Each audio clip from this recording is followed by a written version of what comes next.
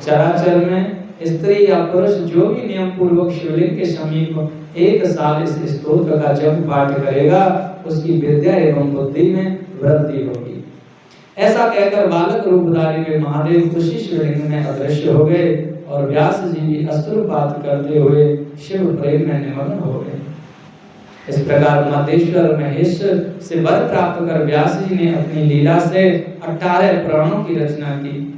ब्रह्म पद्म विष्णु शिव भागवत भविष्य नारदीय मार्कंडेय अग्नि ब्रह्मवर्त लिंग वराह वामन कूर्म मत्स्य गरुण स्कंद तथा ब्रह्मांड ये 18 पुराण कहे गए हैं।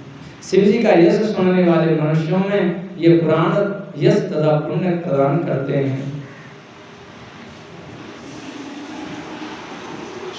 मनुष्यों को जो भगवान का यश सुनने वाले हैं उनको ये पुराण श्रवण और पठन करने से उनका यश जो है बढ़ता है, उनको पुण्य मिलता है। सूत जी बोले, हे वेदवेत्ताओं में श्रेष्ठ, आपने जिन 18 पुराणों के नाम कहे अब उनका निर्वचन कीजिए। हे सूत जी, यही प्रश्न ब्रह्म योनि तंडी ने नंदकेश्वर से किया था, तो उन्होंने जो उत्तर दिया था उसी को मैं कह रहा हूँ।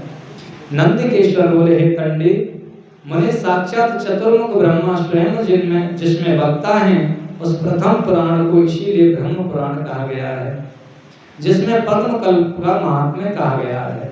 दूसरा पद्म पुराण कहा गया है। और पाराशर जिस पुराण को कहा है वो विष्णु ज्ञान कराने वाला पुराण विष्णु पुराण कहा गया है। और पिता एवं पुत्र में अभेद होने के कारण यह व्यास रचित भी माना जाता है, जिसके पूर्व तथा उत्तर खंड में शिव जी का विस्तृत चरित्र है, उसे पुराणज्ञ शिव पुराण कहते हैं। जिसमें भगवती दुर्गा का चरित्र उसे देवी भागवत नामक पुराण कहा गया है। और नारद जी द्वारा कहा गया पुराण नारदीय पुराण कहा जाता है। ये तंडी मुने जिसमें मार्कंडेय महामुनि वक्ता हैं उसे 7वां मार्कंडेय पुराण कहा गया है। अग्नि द्वारा कथित होने से अग्नि पुराण एवं भविष्य का वर्णन होने से भविष्य पुराण का, और ब्रह्म के विवर्त का आख्यान होने से ब्रह्म वैवर्त पुराण कहा जाता है, तथा लिंग चरित्र का वर्णन होने से लिंग पुराण कहा जाता है। हे मुने, भगवान 12 का वर्णन होने से 12वां पुराण 12 पुराण है, जिसमें साक्षात महेश्वर वक्ता हैं और स्वयं स्कंद श्रोता हैं, उसे स्कंद पुराण कहा गया है।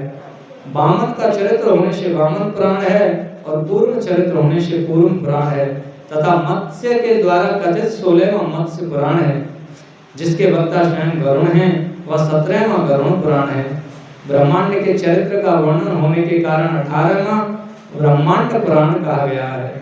सूत जी बोले, हे शौनक, मैंने यही प्रश्न बुद्धिमान व्यास जी से किया था, तब उनसे मैंने सभी पुराणों का निर्वचन सुना। इस प्रकार सत्यवती के गर्भ से पाराशर के द्वारा उत्पन्न हुए व्यास जी ने पुराण संहिता तथा उत्तम महाभारत की रचना की।